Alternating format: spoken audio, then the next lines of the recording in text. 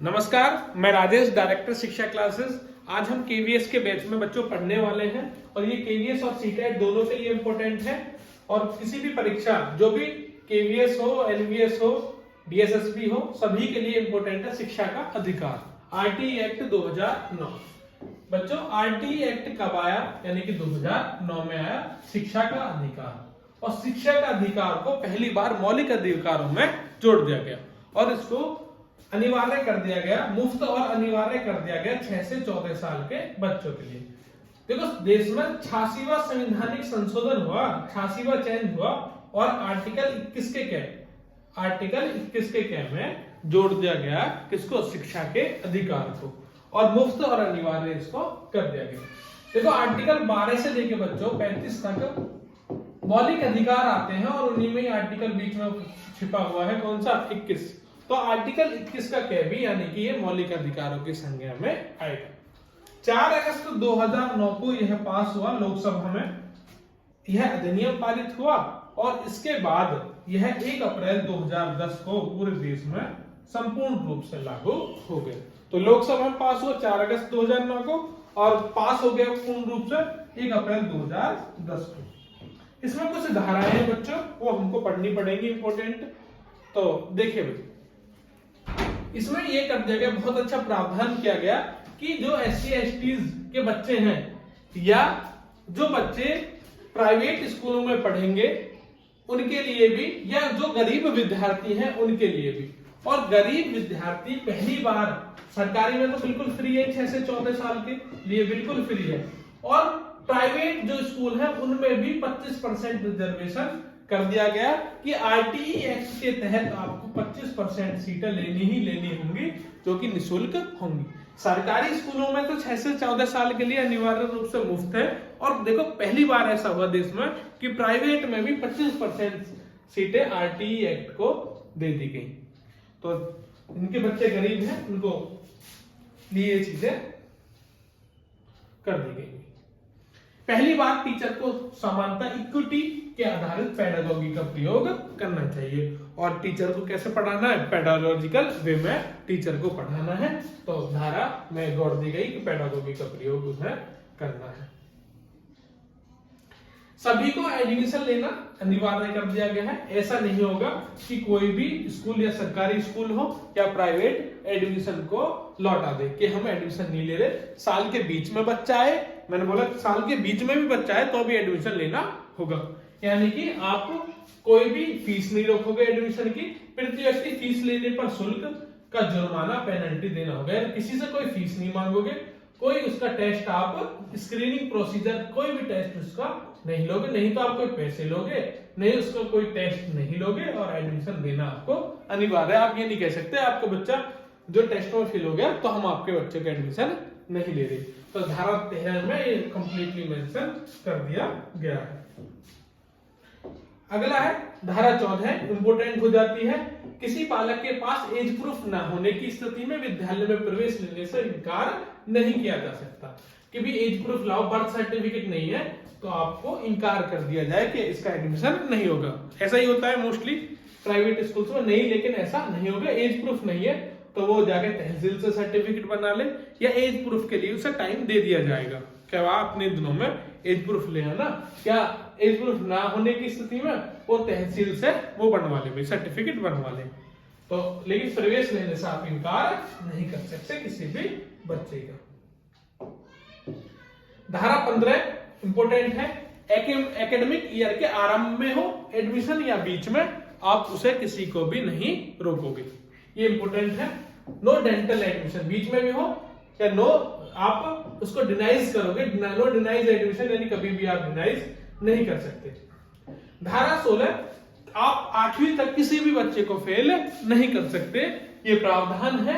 और ये नई शिक्षा नीति में भी है, और ये भी है कि धारा 16 से में कि किसी भी क्लास में आप फेल नहीं करोगे, और विद्यालय में ऐसा नहीं बोलोगे आपका बच्चा फेल हो गया, हम आपके स्कूल से, अपने स्कूल से उसे निकालते हैं, तो ये आप नहीं करोगे। तो धारा 16 के अंतर्गत आप किसी को भी फेल नहीं कर सकते। धारा 17, किसी को भी आप फिजिकल पनिशमेंट बच्चे को नहीं दे सकते, आप स्टिक से नहीं मार सकते, या हाथों पर खड़ा करा के आप मुर्गा बना के इस तरीके से उपयोग नहीं कर सकते, यानी कि बच्चे को शारीरिक दंड फिजिकल पनिशमेंट देना गुनाह है, हैरास्ड माना गया, प्रताड़ित करना मना किया गया है। धारा 17 का जिक्र है, देखिए मैडम मारी, लेकिन अब ऐसा नहीं होगा भी। धारा 24 इंपोर्टेंट है, टीचर्स की ड्यूटीज के बारे में बात करता है, टीचर के क्या कर्तव्य है। धारा 27 मोस्ट इंपोर्टेंट है, अब किसी गैर शिक्षण कार्य में टीचर की ड्यूटी नहीं लगाई जाएगी, किसी भी गैर शिक्षण कार्य में, जैसे जनगणना को छोड़ दिया जाए, चुनाव को छोड़ दिया जाए, आपदा प्रबंधन को छोड़कर और भी कोई कार्य उससे नहीं कराए जाएंगे, टीचर से और भी कोई कार्य इससे अलावा नहीं कराए जाएंगे। केवल वो जनगणना में जा सकता है, चुनाव में जा सकता है, और किस में जा सकता है, आपदा कोई डिसास्टर हो, जैसे कोविड में गए थे टीचर्स, बहुत सारे टीचर्स की डेथ भी हुई। केवल इन तीनों चीजों को छोड़कर टीचर किसी भी गैर शिक्षण कार्य में काम नहीं करेगा, ये धारा 27 कहती है। मोस्ट इंपोर्टेंट क्वेश्चन यहां से पेपर में आता है बच्चों कि आरटी एक्ट 2009 के अनुसार प्राथमिक कक्षाओं प्राइमरी स्कूल्स में, प्राइमरी स्कूल यानी 1 से 5वीं तक छात्र व शिक्षकों का रेशियो कितना होगा, 30, यानी कि 30 बच्चों पे एक शिक्षक का होना अनिवार्य हो जाएगा। तो प्राइमरी में इतना है, और उच्च प्राइमरी यानी 5वीं से 8वीं तक सेकेंडरी, ठीक है, उसमें इसका रेशियो होगा 35 पे, 35 बच्चों पे एक टीचर अपर प्राइमरी, और प्राइमरी 30 बच्चों पर एक टीचर। बच्चों इंपोर्टेंट हो जाता है यह है भी, यदि 1 से 8वीं तक यदि प्रवेश दिए गए सदस्यों की संख्या 200 से अधिक होती है, तो 200 से अधिक होने पर यदि बच्चे 200 से अधिक हो जाते हैं तो ये रेशियो बच्चों बदल जाता है, और ये रेशियो हो जाता है 40 पर 1। 200 की स्थिति में ये रेशियो 40 पर 1 हो जाता है। तो बच्चों ध्यान से सुनो, ध्यान से सुनोगे तो बहुत सारे इंपोर्टेंट बच्चे हैं, इंपोर्टेंट क्वेश्चन है पेपर में बच्चों,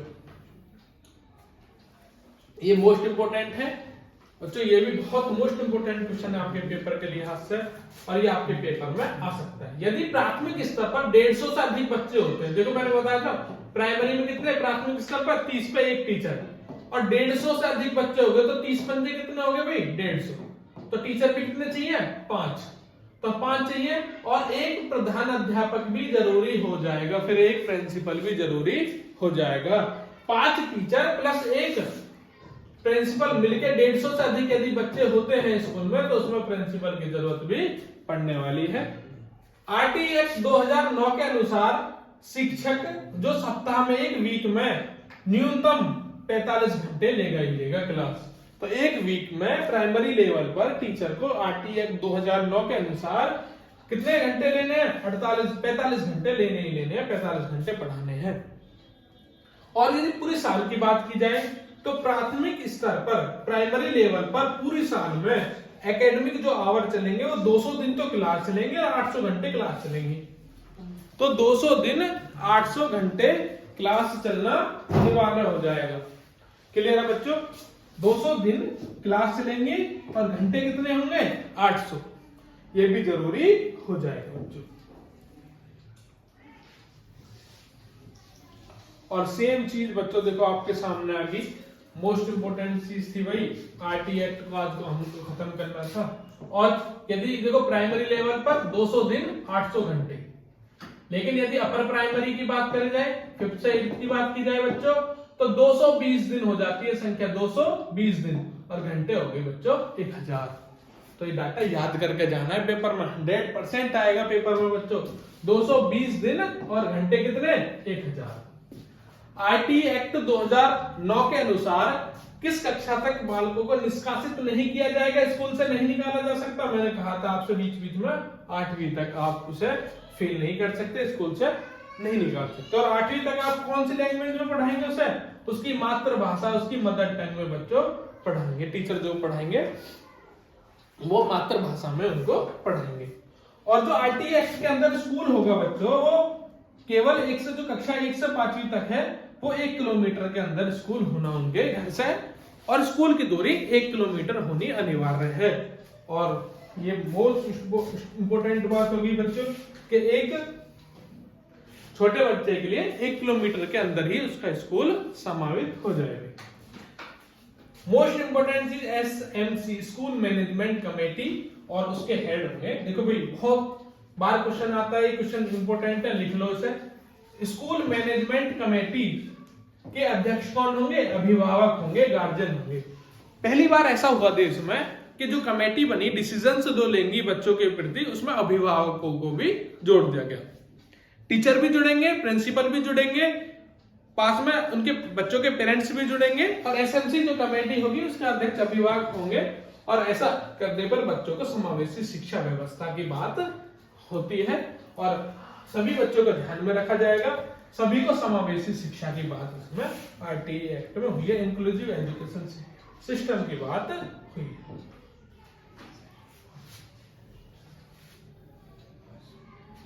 RTE एक्ट 2009 के अनुसार जो इंप्लीमेंट कराना पड़ेगा वो समझाती है, सबको समान जाति को रखा जाएगा।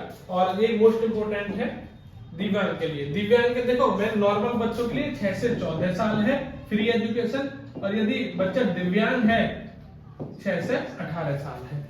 ठीक है, तो दिव्यांग के लिए ये कानून 6 से 18 साल तक होगा, और नॉर्मल बच्चा है 6 से 14 साल, और दोनों को एक साथ पढ़ाया जाएगा, तो समावेशी शिक्षा होगी। समावेशी शिक्षा वो होती है, बच्चों भी आया था, जब डिसेबल और एबल बच्चे एक साथ पढ़े तो उस एजुकेशन को समावेशी शिक्षा, इंक्लूसिव एजुकेशन कहा जाता है। तो ये थी बच्चों RTE एक्ट 2009 कंप्लीट, मैंने आपको पढ़ाया। ये KVS, DSSB, सुपर टेट सभी के लिए जरूरी है, तो इसको विशेष रूप से आप इसको तैयार कर लो। ठीक है, धन्यवाद। सब्सक्राइब करें, शेयर करें।